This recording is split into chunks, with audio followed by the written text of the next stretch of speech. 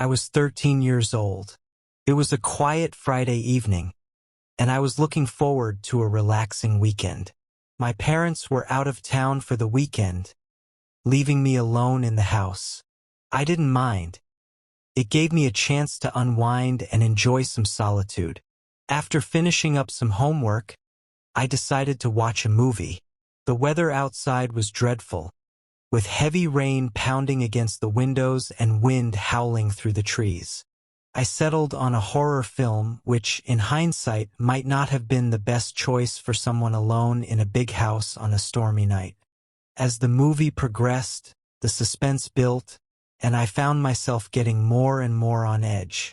The rain outside seemed to sync perfectly with the tension on screen, making every creak and groan of the house seem that much more sinister.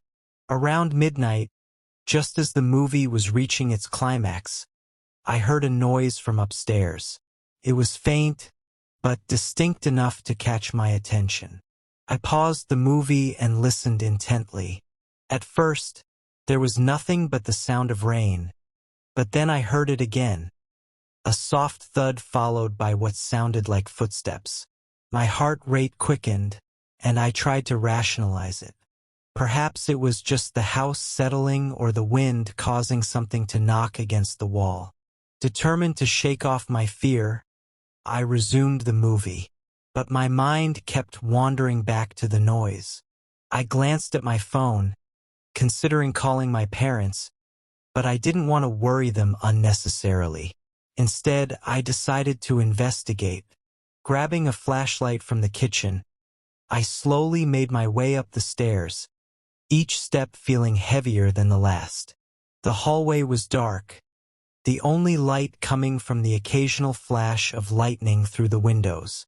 I checked each room methodically, starting with my parents' bedroom. Nothing seemed out of place. Next, I moved to the guest room, which was equally empty.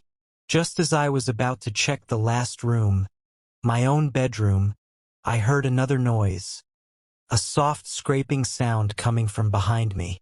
I spun around, shining the flashlight down the hallway, but there was nothing there.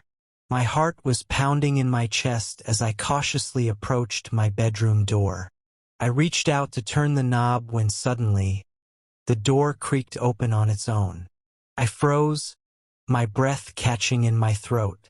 Peering inside, I saw nothing unusual, just my bed, desk, and a pile of clothes on the floor. I convinced myself it was just my imagination playing tricks on me and decided to head back downstairs. As I descended, I felt a chill run down my spine. The atmosphere in the house felt different, almost oppressive. I shook off the feeling and returned to the living room, trying to focus on the movie once more. Just as I was getting comfortable, the power went out. The house was plunged into darkness, save for the occasional flicker of lightning. I fumbled for my phone, using its flashlight to navigate. The sudden silence was deafening, and every little sound seemed amplified. I decided to check the circuit breaker in the basement, hoping it was just a blown fuse. The basement was even more unnerving. The stairs creaked under my weight, and the musty smell of damp concrete filled the air. I found the circuit breaker and flipped the switches, but nothing happened. Frustrated, I turned to go back upstairs when I heard a noise behind me. A soft, shuffling sound. I spun around, shining my phone's flashlight into the darkness. My breath caught in my throat as I saw a shadowy figure standing at the far end of the basement. I blinked, and it was gone. Panic set in as I rushed back up the stairs, my mind racing. Had I really seen someone, or was my mind playing tricks on me? Back in the living room, I locked all the doors and windows, my hands trembling. I tried to call my parents, but the call wouldn't go through. There was no cell reception. I felt trapped, alone, and vulnerable. Every shadow seemed to move. Every sound felt sinister. Desperate, I decided to barricade myself in my room. I pushed my dresser against the door and sat on my bed, clutching a baseball bat for protection. Time seemed to stretch on forever as I sat there, listening to the storm outside and the eerie silence within the house. Every creak and groan set my nerves on edge. Just as I was beginning to calm down, I heard it again, the soft scraping sound, this time coming from inside my room. My heart raced as I scanned the room with my flashlight, stopping at the closet. The door was slightly ajar. Summoning all my courage, I approached it, bat in hand. With a trembling hand, I flung the door open, only to find it empty. Relief washed over me, but it was short-lived. From behind me, I heard a whisper, a low, raspy voice saying my name. I spun around, swinging the bat wildly, but there was no one there. I was losing my mind. I collapsed onto my bed, tears streaming down my face. The storm raged on outside, and I felt a deep sense of isolation. I stayed awake until the first light of dawn began to creep through the windows. The power came back on, and the oppressive atmosphere seemed to lift slightly. When my parents returned later that day, I told them everything. They were concerned but chalked it up to my overactive imagination and the influence of the horror movie. But I knew what I had experienced was real. To this day, I can't explain what happened that night, but I've never been able to shake the feeling that I wasn't alone in that house.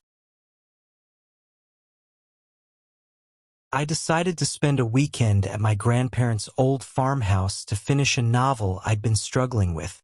The farmhouse was located in a rural area, surrounded by vast fields and an old barn that hadn't been used in years. It seemed like the perfect place to escape the city and focus on my work. I arrived on a Friday afternoon, greeted by the familiar sight of the weathered farmhouse and the barn standing silently in the distance. The weather was gloomy, with dark clouds hinting at a storm. After unpacking, I settled into the cozy living room with my laptop and a cup of coffee, ready to dive into my writing. As the evening wore on, the wind picked up, and rain began to pour down. The house creaked and groaned with each gust, but I found the sound oddly comforting. Lost in my writing, I hardly noticed the time until I heard a strange noise coming from outside. It sounded like a faint whisper, carried by the wind. I paused, listening intently, but the sound soon faded away. Shrugging it off, I continued writing. Around midnight, I decided to call it a night. As I got ready for bed, I couldn't shake the feeling that I was being watched. The storm outside intensified, and the wind howled, making the windows rattle.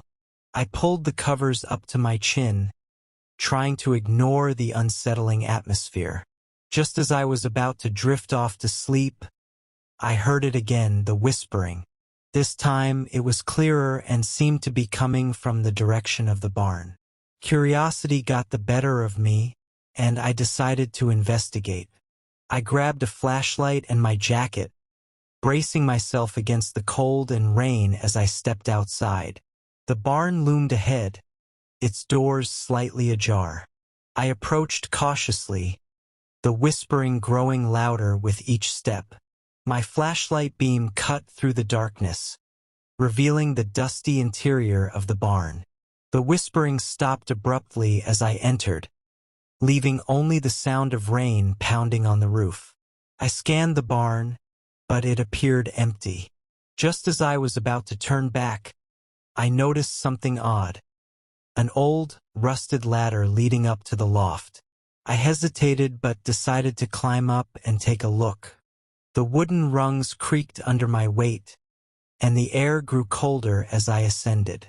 Reaching the loft, I shone my flashlight around, revealing old hay bales and forgotten farming tools. Suddenly, a gust of wind slammed the barn doors shut, plunging the loft into darkness. My flashlight flickered, and I heard the whispering again, now right behind me.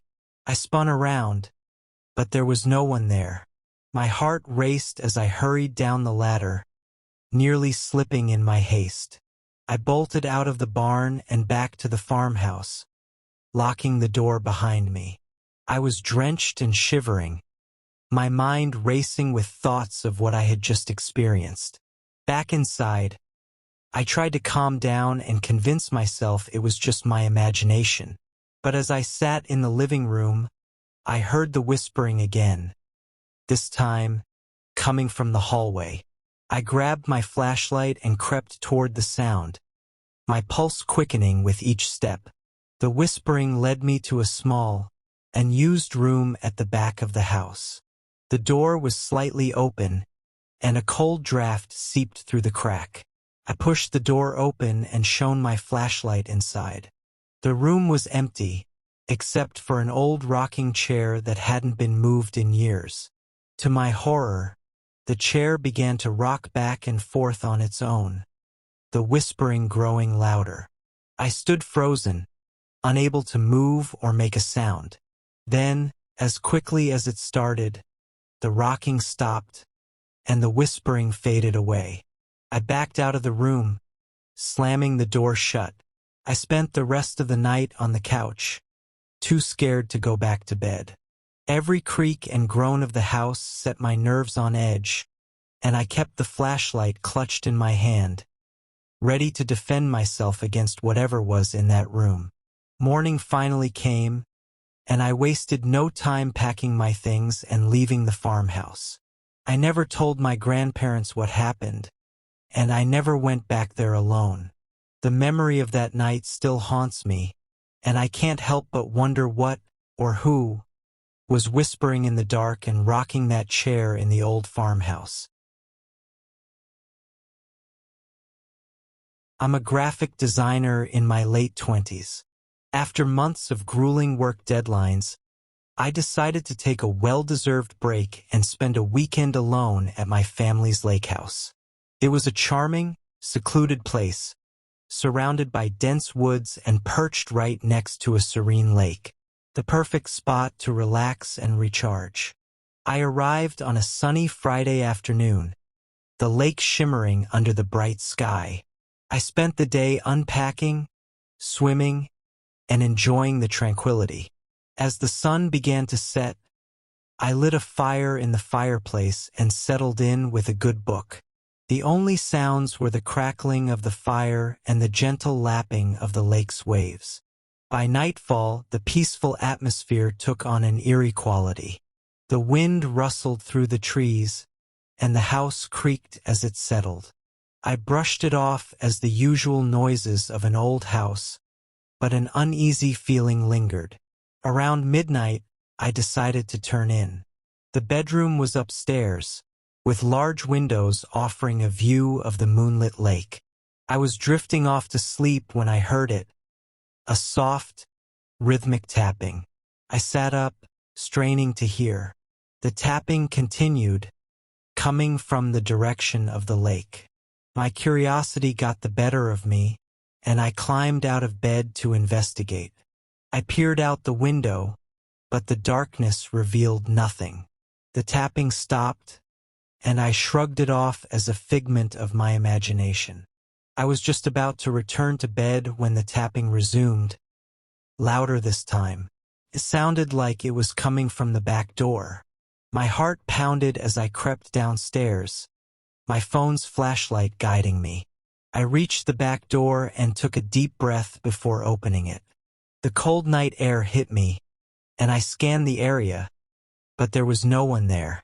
I closed the door, double-checking the lock, and headed back upstairs. As I climbed the stairs, I heard a low, haunting melody. It was faint, but unmistakable, a woman's voice singing a lullaby. I froze, my blood running cold. The sound seemed to be coming from the lake. I rushed to the window, but the lake remained still and empty. The singing stopped abruptly, replaced by an eerie silence. I backed away from the window, feeling a chill that had nothing to do with the night air.